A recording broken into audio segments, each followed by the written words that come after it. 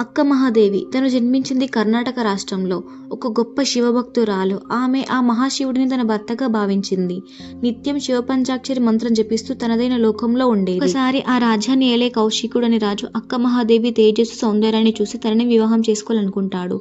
అప్పుడు ఆమె కొన్ని షరతులు పెట్టి రాజుతో వివాహానికి అంగీకరిస్తుంది.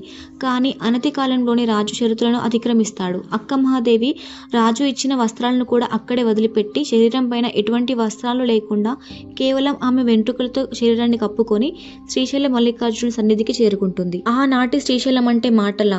దుర్గమైన అడవులు, క్రూర మృగాలు, కొండలు, దాడి దోపిడి దొంగలు. అలాంటి ప్రాంతంలో ఒక వివస్త్రగా ఉన్న సన్యాసిని సంచరించడం అంటే మాటలు కాదు. ఆమె భక్తి ముందు అలాంటి పరిస్థితులు కూడా తలవంచక తప్పలేదు. అక్కడే చిన్న గుహలో మహాదేవి యొక్క తపస్సు చేసింది.